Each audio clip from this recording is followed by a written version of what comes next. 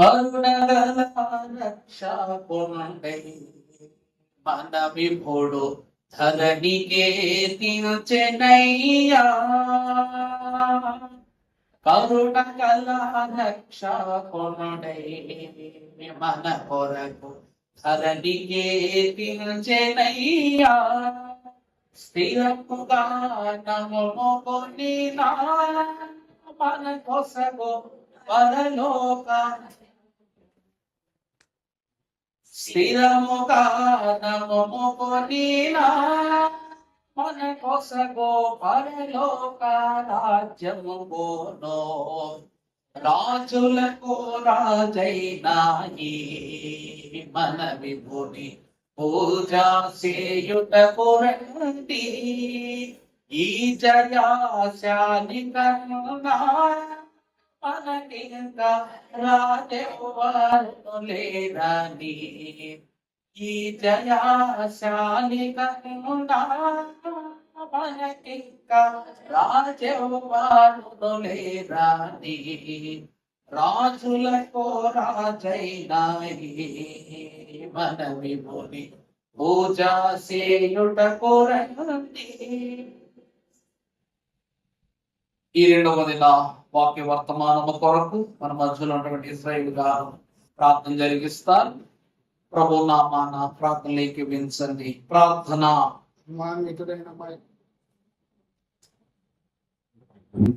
అభిమానికుడైన మా యేసు ప్రభువా, ఈ క్రమమైన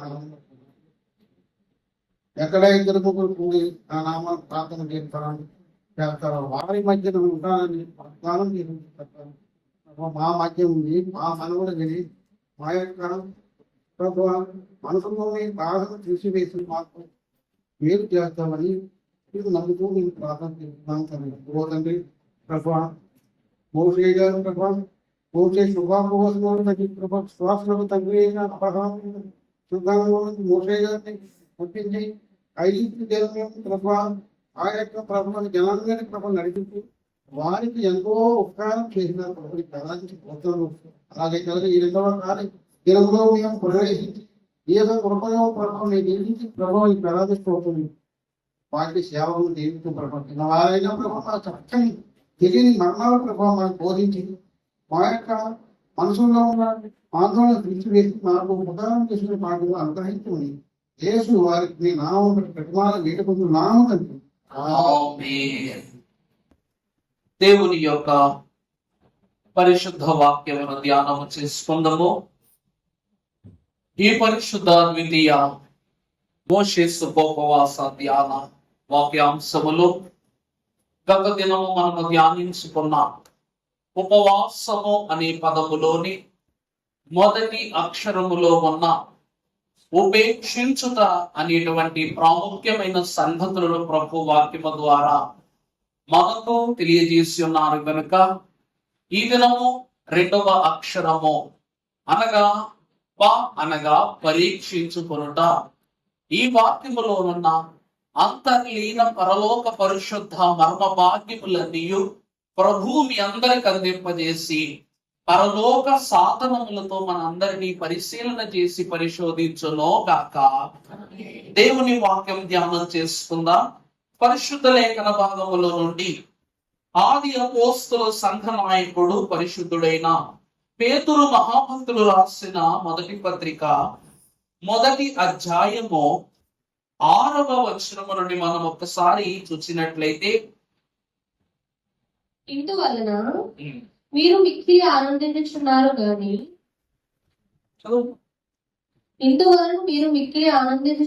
గాని అవసరమును బట్టి నానా విధములైన శోధన చేత ప్రస్తుతము కొంచెము కాలం మీకు దుఃఖము కలిగిస్తున్నది. నశించిపో సువర్ణము అగ్ని పరీక్ష వలన శుద్ధపరచబడుచున్నది కదా. దానికంటే అమూల్యమైన మీ విశ్వాసము ఈ శోధన చేత పరీక్షను నిలిచినదాయి.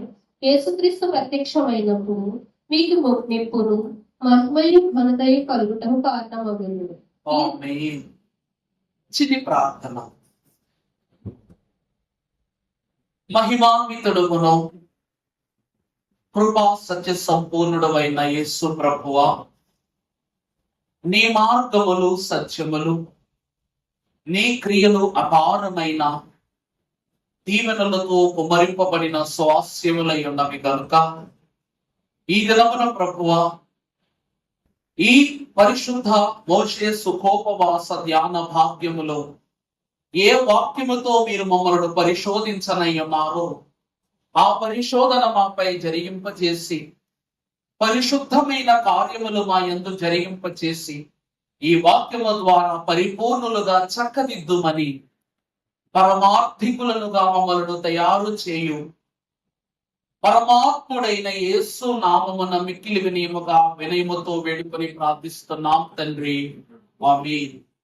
ప్రభువునందు దేవుని ప్రియ సంఘమా, వాక్యము యందు పరమ భక్తులు సెలవిచ్చుచున్న అద్భుతమైన మాట, నశించిపోవచున్న సువర్ణము అగ్ని పరీక్ష వలన పరిశోధింపబడినట్లు దేవుని యొక్క వాక్యము లేక దేవుని వాక్యమును అనుసరించుచున్న విశ్వాసులు శోధనల ద్వారా పరిశోధించబడి లేక పరీక్షింపబడి యేసు క్రీస్తు ప్రత్యక్షమైనప్పుడు సత్యమును బట్టి నీతి మార్గములను బట్టి దేవుని ఎదుట ఘనమైన మేలులను పొందుదురు అని దేవుని వాక్యము సెలవిస్తూ ఉన్నది.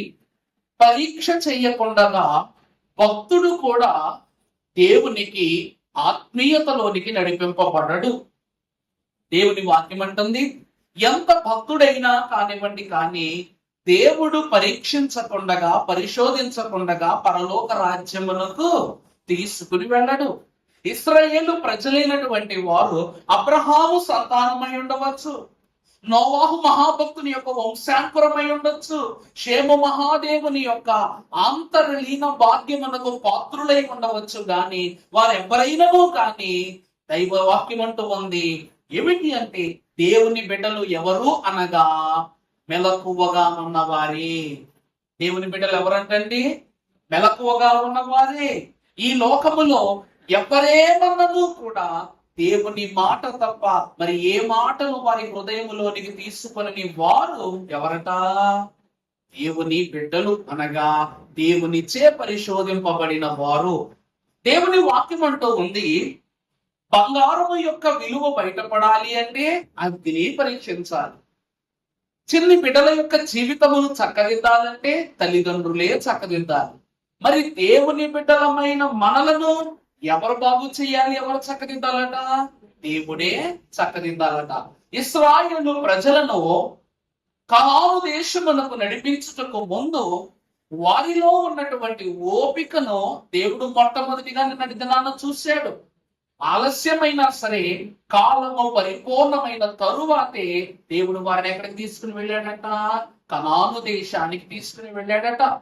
మరి ఈ కనాను దేశమునకు వెళ్ళటానికి వీరికి నిరీక్షణ ఉంది సరిగదా, మరి దారంతా కూడా వీరు మారనన్నటువంటి నిర్ధారణ దేవునికి ఉండాలి అంటే మనం ఏం చేస్తాం చెప్పండి? ఇంటి దగ్గర బాగానే ఉంటాం, దారిలో మారిపోవచ్చు. అందుకు దేవుడు ఏం చేశాడంట? దారిలో పరీక్ష పెడుతూ వచ్చాడంట. విశ్వాసమును బట్టి దేవుని ప్రియబిడ్డలారా, ఉపవాసం చేసే మనిషట 3 ప్రధానమైన పరిస్థితుల ద్వారా ఇబ్బందులు పడతాడట. ఉపవాసం చేసే మనకు 3 ప్రాముఖ్యమైన విషయాల ద్వారా మన శరీరం ఏమైపోద్దంట? లోకములోనికి వెళ్ళిపోద్దంట. మొదటి విషయం ఏమిటి అంటే ఆకలి. మొదటి విషయం ఏంటండి? ఆకలి. రెండవది దాహము. మూడవది అంతర్లీన యుద్ధము. అంటే ఆత్మలోకము వైపు మళ్ళకుండగా, ఆలోచనలు దేవునిని దాటి బయటకు వెళ్ళకుండగా మనలో ఉన్న శత్రువుతో ఉపవాస దీక్షలు మనం ఏం చేస్తాం చెప్పండి? యుద్ధము చేస్తూ ఉంటాం. వాక్యము ద్వారా మేము పరిచయం చేస్తాను. మొదటిది, ఇశ్రాయేలు ప్రజలను ఐగుప్తు దేశం అనగా రామశేషును దాటించి దేవదేవుడట ఈ పరిస్థితులన్నిటినీ దేవుడు దాటించి వేసి ఎప్పుడైతే వారిని విడిపించి విముక్తుల్ని చేశాడో దేవుని వాక్యములో మనం చదువుకుందాం. పరిశుద్ధ గ్రంథములో నిర్గమకాండ గ్రంథము 15వ అధ్యాయము 22వ వచనము నుండి ఒక్కసారి మనము సముద్రము నుండి జనులను సాగచేయగా మోషే ఎర్ర సముద్రములో నుండి ప్రజలను తప్పించి వారిని సాగ చేయక వారు శూరు అరణ్యములోకి వెళ్లి దానిలో 3 దినములు నడిచిరి. అచట వారికి నీళ్లు దొరకలేదు. అంతలో వారు మారాకు చేరేది. మారా అనగా మారా నీళ్లు చేదైనవి కనుక వారు ఆ నీళ్లు త్రాగలేకపోయేది. వారు ఆ నీళ్ళు ఏం చేయలేకపోయారట, త్రాగలేకపోయారు. ప్రభువునందు ప్రేమిట్లారా, మొదటిది దాహము. మొదటిది ఏమిటి చెప్పండి? దాహము. వీరు దీక్షలో పరిపూర్ణులుగా ఉన్నారా లేదా? ఎందుకంటే ప్రియపెట్టలారా, వీరు ఇప్పటి వరకు శోధనలో ఉన్నారు. ఈ శోధనలో బ్రతికినంత కాలం అక్కడ ఉన్న ఐగుప్తు రాజులు, ఐగుప్తు సైనికులు అన్నం పెడితే తింటారు, లేకపోతే లేదు. నీరు ఇస్తే త్రాగుతారు, లేకపోతే లేదు. అంతేగాని నాకు నీరెవరింటికి పనిచేస్తున్నాను కదా అని వీళ్ళు గద్దించారా? గద్దిస్తే పనిష్మెంట్ ఇచ్చేసేవారు. ఆహారం తక్కువ పెట్టారంటే పనిష్మెంట్ ఇచ్చేవారు. వీరు అక్కడ ఎంత అయితే దీన మనస్సుతో దేవుని చూచారో దానిలో కూడా అలాగే ఉన్నారు లేదని చెప్పటానికి దేవుడు వీరికి పెట్టిన తొలి పరీక్ష దాహము. డాక్టర్లు అంటా ఉంటారు, మనిషికి 3 పూట్ల నీళ్లు కావాలి, ఆ 3 పూట్ల ఆహారం తినొచ్చేమో గాని రోజుకు 30 సార్లు ఏం తాగుతాడంట? నీరు తాగుతూనే ఉంటాడు. అందుకే మానవుని దేహము నీరు అలికిడి లేనిదే జీవనాడి ఆగిపోతుందట. అందుకే మొదటి కష్టము ఎలాంటి కష్టము చెప్పండి? ఎలాంటి కష్టం? సముద్రమంత శోధన దాటించి దేవుడు గొంతులో ఉన్న సముద్రాన్ని ఎండిపోయేలా చేశాడు. ఆ స్థలమే మారా. ఆ స్థలం ఏమిటంటే మారా. చదువమ్మా, ప్రజలు మేమేమి త్రాగుదుమని మోషే మీద సన్నుకొనగా అతడు యెహోవాకు మొరపెట్టెను. యెహోవా అతనికి ఒక చెట్టును చూపించి అది ఆ నీళ్ళలో వేసిన తరువాత ఆ నీళ్లు మధురమాయెను. అక్కడ ఆయన వారికి కట్టడం విధిని నిర్ణయించి అక్కడ వారిని పరీక్షించి చాలండి. వాక్యం ఏమంటుందంట? ఈ నీరును వారికి ఇచ్చినప్పుడు దేవుడు చేసిన ప్రాముఖ్యమైన పని ఏమిటంటే అక్కడ దేవుడు కట్టడలను విధులను వారికి నియమించి వారిని ఏం చేశాడంట? పరీక్షించాడట. ఈరోజు కొన్ని దేశాలు ఉంటాయి, ఆ దేశాలలో నీళ్లు దొరకవు. ఎడారి ప్రాంతాలలో నీళ్లు దొరకవు. నీళ్లు ఎంత ఖర్చు అంటే ఈ రోజు 20 రూపాయలు పెట్టుకుని నీళ్లు కొనుక్కుంటాం మనం ఊళ్ళో. కానీ ఆ దేశాలలో మనము 200 ఇచ్చినా కూడా కొన్ని దేశాల్లో నీళ్లు దొరకవు. వారు ఆ దేశాల ప్రజలు ఏం చేస్తారు తెలుసా? నీటి కోసం ప్రాణాలు కూడా తీసుకుంటారట. నిజానికి మీకు అర్థమయ్యేలా గొప్ప మాట చెప్పనా? 3వ ప్రపంచ యుద్ధము నీటి కోసమే జరుగుతుందంట. 3వ ప్రపంచ యుద్ధం ఏమో చెప్పండి? నీటి కోసమే జరుగుతుందట. ఎందుకంటే మనిషికి నీరు అందనంత దూరంలోనికి వెళ్ళిపోతుంది. ఈ రోజు కూడా మనము మన దేవుడు ఆశీర్వదించి మన కోల్డ్ ఫారంలో పైప్ ఉంది. ఆ పైపు ఇది నా ఇంటి పైపు, నేను ఎవరికి ఇవ్వనని ఎవరైనా అన్నారు అనుకో, మన పరిస్థితి ఏంటి? ఇంటికో పైపు వేయించుకుందామంటే ఏ నీరు పడద్దు భయం. అంతే కదమ్మా? కుళాయి వేయించుకున్నా అని త్రాగటానికి లేదు. ఈ రోజు దేవుడు ఆశీర్వదించి మనకంటూ ఒక పైపుని ఇచ్చాడు నీటి కోసమే. అందుకే దేవుడు మొదటి పరీక్ష దేనికి పెట్టాడంట? నీటికి పెట్టాడంట. నీరు ఇస్తూ దేవుడు ఏమిస్తున్నాడంట? కట్టడలను విధులను దేవుడు వారికి ఏర్పాటు చేసి మొట్టమొదటి పరీక్ష పెట్టాడంట. ఇది నీటి కొరకు జరిగిన క్రమం. రెండవది చూస్తే నిర్గమాకాండం 16వ అధ్యాయం 4వ వచనంలో చూస్తే పరమభక్తుడు మోషే రాస్తున్నాడు, యెహోవా మోషేను చూచి ఇదిగో నేను ఆకాశము నుండి మీ కొరకు ఆహారము కురిపించేదను. వారు నా ధర్మశాస్త్రమును అనుసరించి నడుచుకోలేదో అని నేను వారిని పరీక్షించినట్లు. వాక్యం ఏమంటుందో చూసారా? రెండవదిగా ఆకాశము నుండి కుమరింపబడిన మన్నాను సైతము వారు భుజింపబడవలసిన సమయము వచ్చినప్పుడు దేవుడు వీరు నా ధర్మశాస్త్రమును అనుసరింపారో అని దేవుడు ఏం చేయడం మొదలు పెట్టాడంట? పరీక్షించడం మొదలు పెట్టాడు. ఈరోజు మనం ఏం చేస్తాం తెలుసా? బళ్ళోనైనా పిల్లలు ఏం చేస్తారు? ఎవరైతే క్లాస్ లో ఫస్ట్ వస్తారో వారికి ఈ పెన్ ఇస్తాననగానే పిల్లలు ఆశగా చదువుతారు. మన ఇంట్లో వాళ్ళు కూడా నీకు సైకిల్ కొంటారా, నువ్వు ఫస్ట్ ప్రైజ్ వస్తా, నీ ఫస్ట్ వస్తే అనగానే పిల్లలు ఆశగా చదువుతారు. అలాగే దేవుడు కూడా నీతి నియమము జ్ఞానమునకు మూలమైన ధర్మశాస్త్రమును అనుసరించిన వారికి ఈ మన్నా యొక్క భాగ్యాన్ని ప్రాప్తింపజేస్తానని దేవుడు వారి ఆఖరి నిమిత్తము పరిశోధన చేసి పరీక్షించే మన్నాని ఇచ్చాడు. ఇక మూడవది అమాలేకీయుల యుద్ధము. మనకు తెలియని విషయమే కాదు ఇది. ఇశ్రాయేలు ప్రజలైన వారి జీవితంలో వారు అంతరంగముగా దేవునికి వ్యతిరేకులై ఉన్న వారి సైన్యముతో వారు ఏం చేశారంట? యుద్ధం చేశారు. అంత మాత్రమే కాక సినాయి పర్వతము యొద్ద విషనాగులు వారిని కాటు వేసి వారి దేహమంతయు విషమైపోయినప్పుడు మహాభక్తుడైన మోషేను పిలిచి దేవుడు అంటాడు, నీవెత్తడి సర్పమును చేసి దాన్ని వారి ఎదుట నిలువబెట్టుమో, దానిని ఎవరు చూచెదరో వారే బ్రతుకుదురు అని చెప్పాడంట. ఇప్పుడు వీరు ప్రాణముతో, ఇశ్రాయేలు ప్రజలు విషమిక్కుపోయి ఉన్నారు కాబట్టి, కాసేపట్లో మరణములోనికి వెళ్తారు కాబట్టి వీరి పోరాటము దీని కొరకు, జీవము కొరకనగా మరణంతో పోరాడుతున్నారు వీళ్ళు. ఎవరైతే దేవుని మీద ఆశ కలిగి ఆ సర్పం ఇతడి సర్పం వైపు చూస్తారో వాళ్ళు ఏమవుతారంట? బ్రతుకుతారు.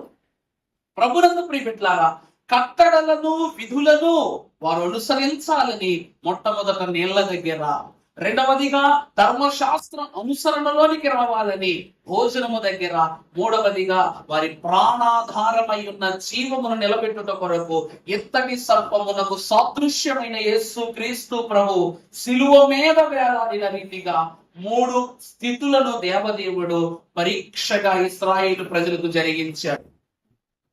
ఎందుకనగా తండ్రి కట్టడలను విధులను పెట్టేవారు, రెండవది కుమారుడు ధర్మశాస్త్రమును నెరవేర్చిన వారు, పరిశుద్ధాత్ముడు ఎవరనగా దేవుడు నరుని యొక్క నాసికారంధ్రములో జీవాత్మ ఉదగా నరుడేమాయను?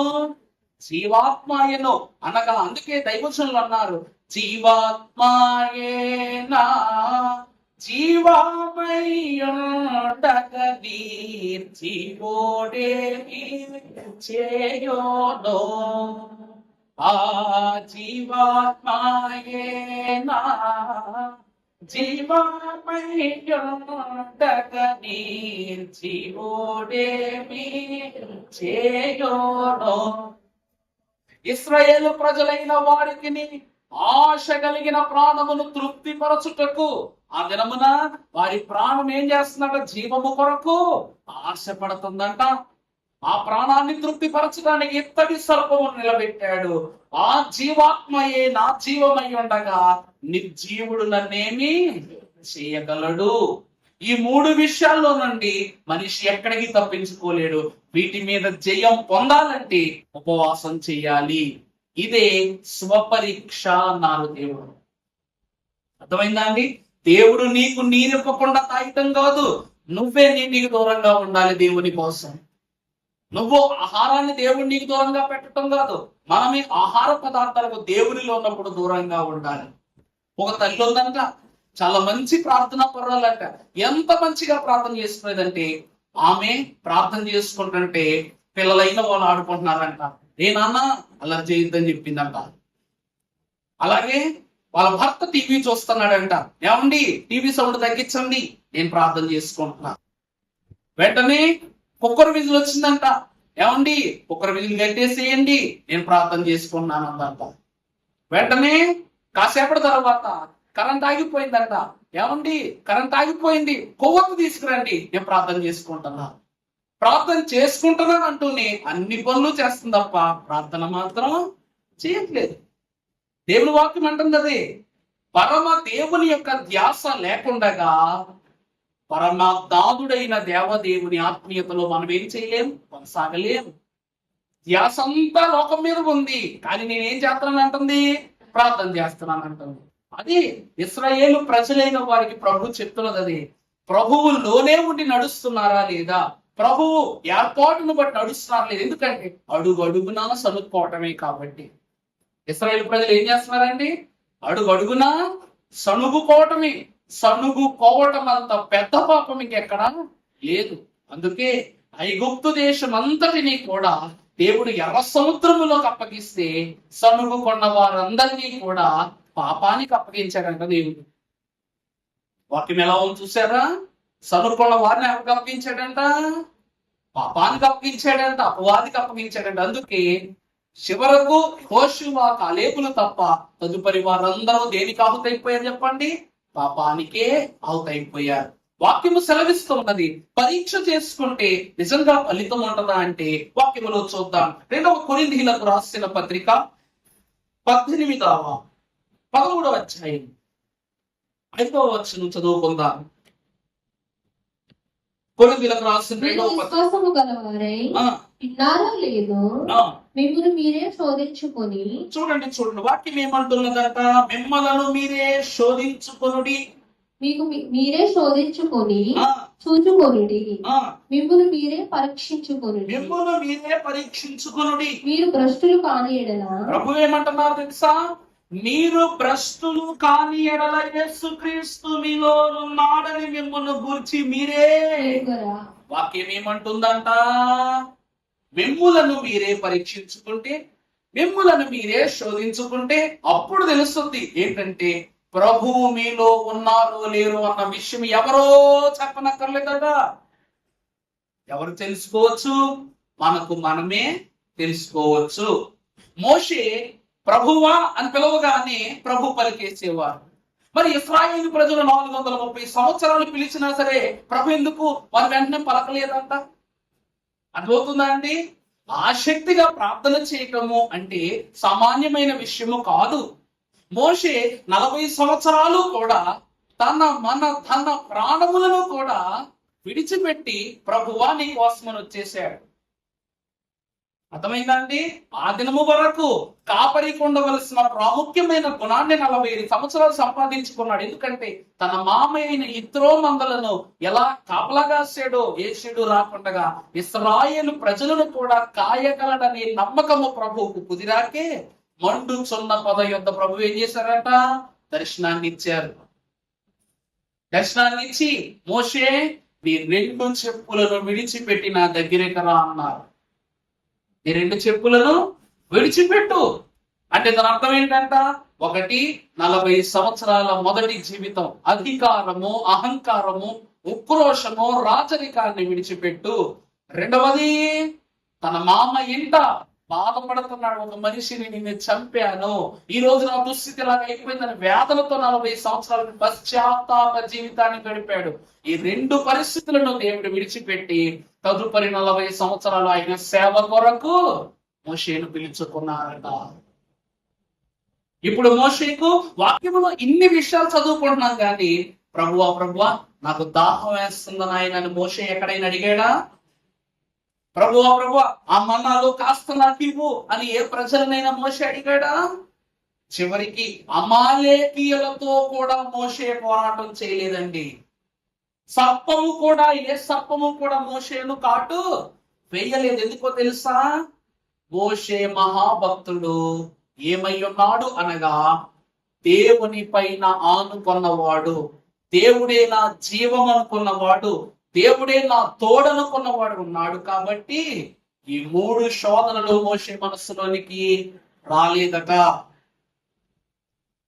అందుకే దేవుని వాక్యము సెలవిస్తూ ఉన్నది, నిన్ను నువ్వే ఏం చేసుకో?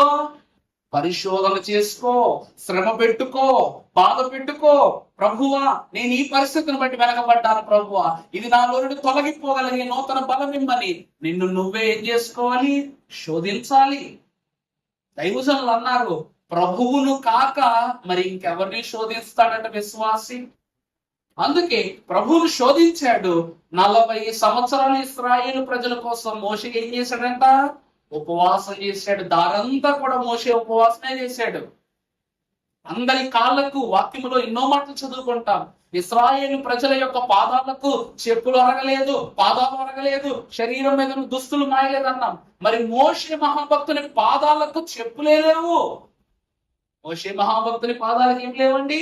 చెప్పులే లేవు. ఆ పాదాలతోనే ఎర్ర సముద్రంలోనికి వెళ్ళాడు. ఆ పాదాలతోనే మారాన్ని మధురంగా మార్చాడు. ఆ పాదాలతోనే సినాయి పర్వతాన్ని ఎక్కాడు. ఆ పాదాలతోనే దేవుని కనాను దేశము వరకు ఇశ్రాయేలు ప్రజలను నడిపించాడు. ఇది ఉపవాసం. మోషే తనకు తాను పరీక్ష చేసుకున్నాడు. తను నీరు తాగలేదు, రెండవది ఆహారం భుజించలేదు, మూడవదిగా లోక పాపం అనేటువంటి స్థితులతో తను పొంతు కల్పించుకోలేదు. కాబట్టి ఈ మూడు తన అధీనంలో ఉన్నాయి. తను దేవుని అధీనంలో ఉన్నాడు. ఇదే పరీక్ష. అలా ఉన్న వారికి దేవుని వాక్యం ఏమని చెప్తుందంట? యేసు క్రీస్తు ప్రభువు మీలో ఉన్నారని మీరు ఎరుగరా అంటుంది. పరమదేవుడే నా పక్షమై ఉండగా నన్ను పరుడేమి చేయగలంట? నీ పక్షములో ప్రభు ఉన్నాడో లేదో తెలియాలంటే పరీక్షించుకోవాల్సిందే. బంగారము గొప్పదవ్వాలంటే పరీక్షింపడాల్సిందే. అదే వాక్యం అంటుంది. ముందుకు వెళదాం. పరిశుద్ధ గ్రంథములో నుండి కీర్తన గ్రంథము 66వ అధ్యాయము 10వ వచనం మనం ఒక్కసారి చూసినట్లయితే కీర్తనకారుడు అంటున్నాడు, దేవా నీవు మమ్మును పరిశీలించి ఉన్నావు, నీవు మమ్మును పరిశీలించి ఉన్నావు, వెంటిని నిర్మూలన చేయు రీతిగా మమ్మును నిర్మూలనగా చేసి ఉన్నావు. వెండిని నిర్మలము చేయు రీతిగా మమ్మును నిర్మలుగా చేసి ఉన్నావు. నీవు బందీ గృహములలో మమ్ము ఉంచితివి, మా నడుముల మీద గొప్ప భారము పెట్టితివి. నరులు మా నెత్తి మీద ఎక్కినట్లు చేసితివి, నరులు మా మీద ఎక్కునట్లు చేసితివి. మేము నిప్పులలోను నీళ్ళలోను పడితివి, అయినను నీ సమృద్ధి గల చోటికి మమ్మల్ని రప్పించి ఉన్నావు. దేవునికే మహిమ కలుగును గాక. ఈ పరిశోధన వాక్యం ఎంత ప్రత్యేకం. ఆ మాట అంతా ఇశ్రాయేలు కోసమే. మొదటిగా మీరు వాక్యంలో చూస్తారు ఏముంది? దేవా నీవు మమ్మను పరిశీలించి ఉన్నావు. 430 సంవత్సరాలుగా పుట్టుచున్న బిడ్డతో సహా దేవుడు ఏం చేస్తున్నాడు? వారిని పరిశీలన చేస్తున్నాడు. ఎలాగంట? వెండిని నిర్మలము చేయు రీతిగా మమ్మును నిర్మలులుగా చేయుచున్నాం. ఇక్కడ వెండి అనే పదం ఎందుకు వాడబడిందంటే అండి, మన పిల్లలకు తొలి ఆహారాన్ని వెండి గిన్నెలోనే పెడతాం. కారణం ఏంటంటే వెండి చెడు పదార్థాలు ఏమున్నా కూడా అది మింగి వేస్తుందంట. వెండి ఏం చేస్తుంది చెప్పండి? చెడు అనగా నీ చెయ్యి శుభ్రంగా లేదనుకుందా, శుభ్రంగా లేని హస్తంతో పొరపాటుని పెట్టగా వెండి గిన్నెలో భోజనం పెట్టావు అనుకోండి, ఆ వెండి అంట ఏం చేస్తుందంటే నీ చేతిలో ఉన్న క్రిములను, నీ ఆహారంలో ఉన్నటువంటి క్రిములను ఏం చేస్తుంది చెప్పండి? అది తీసేసుకుంటదంట. అది చెడిన ఆహారము తగిన ఆహారముగా మారుస్తుందంట. అందుకే వెండి సామాగ్రి ఇంట్లో ఉంటే మాక్సిమం ఆ గృహంలో ఏముండదంటే క్రిముల బెడద ఉండదు అంటారు. వెండి కంచంలో ఆహారం చాలా మంచిది, చాలా అంటే చాలా ఆయుష్కాలం పెరుగుద్దంట. వెండి బలం అట్లాంటిది కాబట్టి అందుకు వాక్యం అంటుంది, వెండిని నిర్మలముగా చేయు రీతిగా నీవు మమ్ములను ఎలా చేస్తున్నావు అంటే మా మీద ఎటువంటి చెడు ప్రభావము ప్రమేయము లేకుండా మమ్మల్ని ఎప్పుడు నిర్మలులుగానే ఉంచుతున్నావు. అలాగనే కాక తర్వాత ఏంటంట, నీవు బందీ గృహములో మమ్మల్ని ఉంచితివి. బందీ గృహము అనగా చెప్పండి, ఐగుప్తుది, ఐగుప్తు దేశము. తర్వాత మా నడుముల మీద గొప్ప భారము. ఇశ్రాయేలు ప్రజలైన వారు వెట్టి చాకిరి, మట్టి పని, అన్ని పనులను కూడా వారు చేస్తున్నారు. పడరాని పాటలు లేని భారం మోస్తున్నారు. తర్వాత నరులు మా నెత్తి మీద ఎక్కునట్లు చేసేవి. నరులు అని ప్రత్యేకించాడు. ఎందుకు అంటే ఇశ్రాయేలు ప్రజలు నరులు కాదు. ఇశ్రాయేలు ప్రజలు ఎవరు కాదండి? నరమాత్రులైతే కాదు. ఎందుకంటే వారు వాగ్దాన జనము, యెహోవా ఏర్పాటు చేసుకున్న జనము, దేవుని బిడ్డలలో. ఎవరండి? దేవుని బిడ్డలు. అందరికీ దేవుడు వరమిస్తాడు. కానీ వరప్రదాత అయిన దేవదేవుడే అబ్రహాము గృహమునకు వచ్చి జనించినది మొదలుకొని ఆ వంశావళిలో జనించ అందరినీ కూడా దేవుడు ఏం చేస్తానన్నాడు?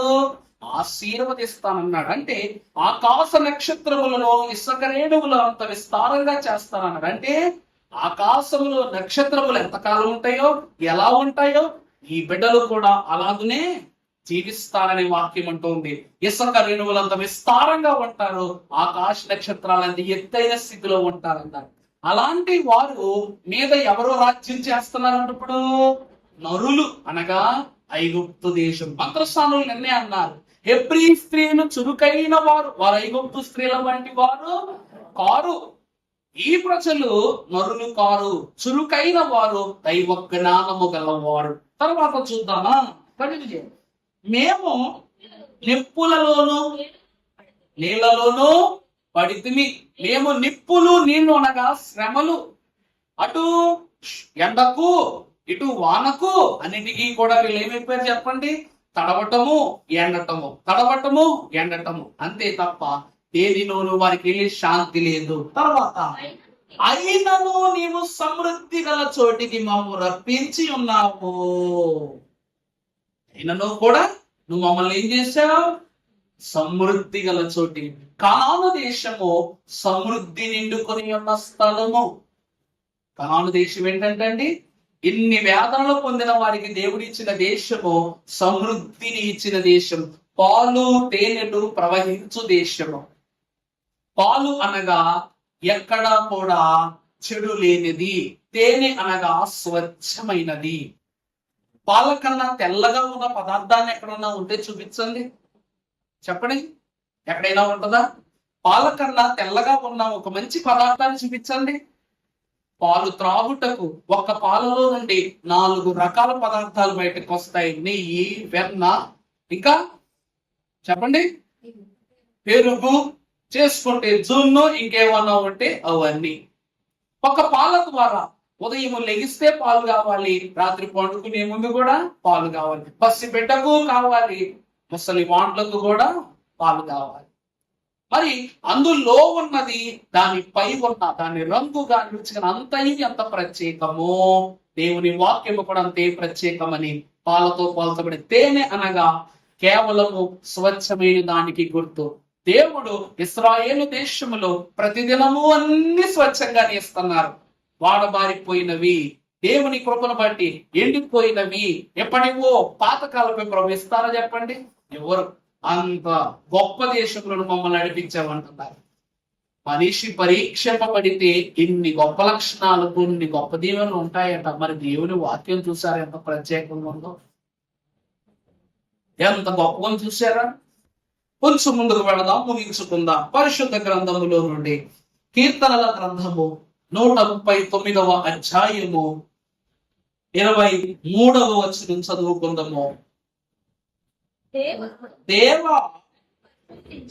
దేవా నన్ను పరిశోధించి నా హృదయము తెలుసుకొనుము, నన్ను పరీక్షించి నా ఆలోచనలను తెలుసుకొనుము, ఈ ఆయాసకరమైన మార్గము. చూడండి అమ్మా, దేవా నన్ను పరీక్షించిన ఆలోచనలు తెలుసుకునము, ఆయాసకరమైన మార్గము నా యందున్నదేమో చూడము. నిత్య మార్గమున నన్ను పరిశోధించబడుట ద్వారా, లేక పరీక్షింపబడుట ద్వారా జరిగే గొప్ప క్రియ ఏమిటి అంటే దారి తప్పము. అర్థమవుతుందా అండి? ఇశ్రాయేలు ప్రజలతో పాటు 2 ప్రాముఖ్యమైనటువంటి చెడు వ్యక్తులు వారిలోకి వచ్చారట ఐగుప్తు దేశంలో నుండి. కానీ దేవుడు వారిని ఎర్ర సముద్రము దాటనివ్వలేదట. దేవుడు వారిని ఎర్ర సముద్రము దాటనివ్వలేదట. పోని అది దాటిన వారు బంగారపు దూడలు వారి చేత చేయించి మరలా ఏం చేశారు చెప్పండి? ఏదో అంటారు చూసారా, 100 మంది మంచి వాళ్ళు ఒక చెడ్డ వ్యక్తి చేరితే వాడు కూడా ఎలా కనబడతాడంట? మంచి వాళ్ళలాగే కనబడతాడు, అంతే కదండి? చెడ్డ వ్యక్తుల 1000 మంది మధ్యలో ఒక మంచోడు చేరినా ఎలా కనపడతాడు? అర్థమవుతుందా అన్నమాట? అది ఇప్పుడు వీరి ఇరువురునంట ఏం చేశారు చెప్పండి? ఇశ్రాయేలు ప్రజలతో ఎర్ర సముద్రం దాటేశారు. సీనాయి పర్వతము దగ్గర బంగారపు తోడను చేయించింది కూడా ఏలే. అర్థమైందండి? ఆ తర్వాత అన్ని యాతాము, సుకోతు, రెఫీదీము ఎన్ని స్థలాలు దాటి కానాను దేశములకు వచ్చిన తరువాత వారు అక్కడ ఆగిపోయారంట. దేవుడు ఎంత గొప్పవాడంటే వాళ్ళను కూడా బాగు చేయటానికి రప్పించాడు. కానీ వాళ్ళు బాగుపడకపోగా ఎంతో మంది మార్గములను చెడగొట్టారు కనుక వాక్యములో దేవదేవుడు సెలవిస్తున్న మాట ఏమిటి? నన్ను పరీక్షించిన ఆలోచనలను తెలుసుకొనుము, నీకు ఆయాసకరమైన మార్గము నా యందున్నదేమో చూడుము. దేవుని బిడ్డలు అంటున్నారు ఏమిటి అంటే, ప్రభువా నన్ను చూస్తున్న దేవా, నీకు మొరపెట్టుకుంటున్నాను. నీకు బాధ కలిగించేవి, శోధన కలిగించి ఏ విషయాలున్నా కూడా నువ్వేం చెయ్యి పరిశీలన చేసి తెలుసుకుని నువ్వేం చెయ్యాలట? నిత్యము నీ మార్గమును నన్ను నడిపింపు, నేను చెడులోనికి వెళ్ళకుండా నడిపింపు. ప్రభు నందు సంగమా, నీళ్లను బట్టి, ఆహారమును బట్టి, మూడవదిగా ప్రాణాంతకమైన మరణముతో వీరు పోరాటము చేసి ధనులైన వారుగా ఉన్నారు కాబట్టి కానాను దేశపు దాకా వెళ్ళారు.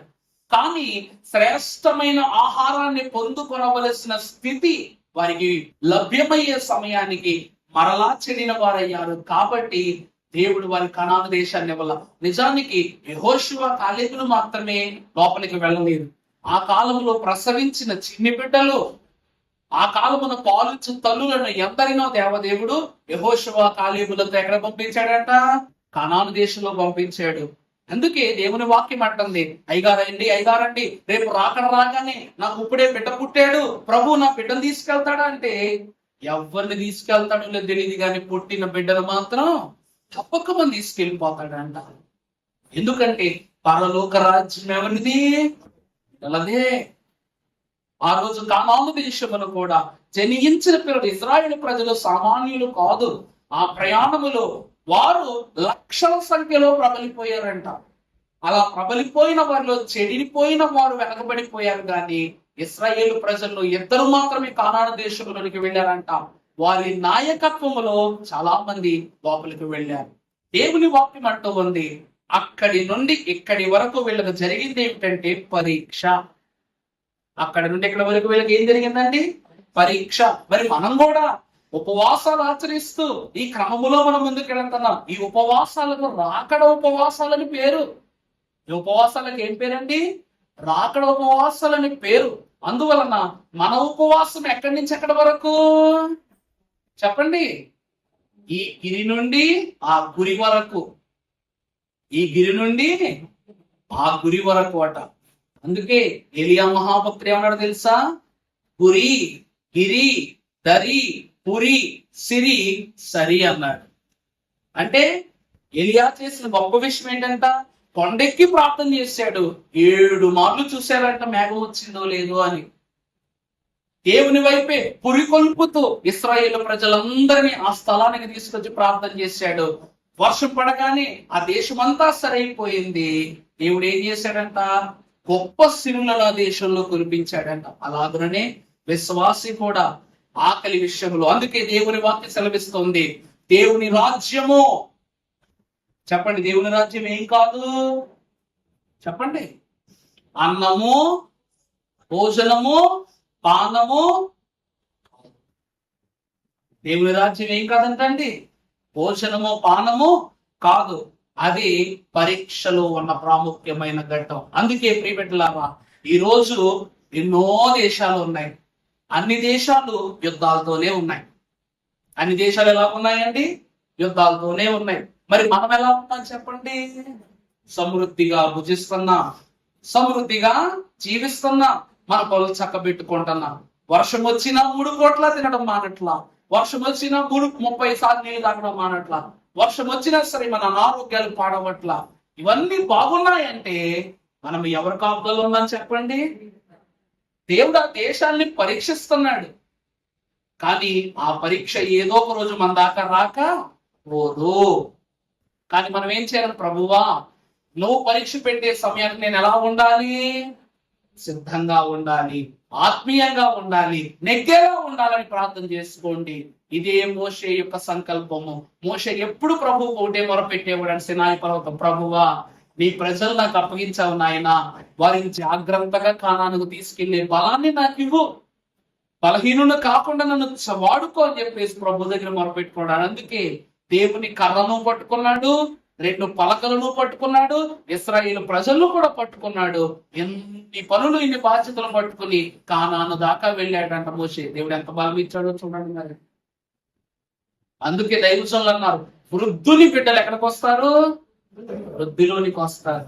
మనము ఆ వృద్ధుని బిడ్డలము, వృద్ధిలోనికి వచ్చే బిడ్డలము, సమృద్ధిని పొందుకునే బిడ్డలము కనుక ఈ 2వ అక్షరములో ఉన్న పరీక్ష ద్వారా మనకున్నటువంటి శుద్ధులన్నిటినీ దేవదేవుడు పరిశుద్ధముగా మార్చివేసి వృద్ధి గావింపజేసి సమృద్ధి దీవెనలతో నింపి నడిపించును గాక. ఆమేన్.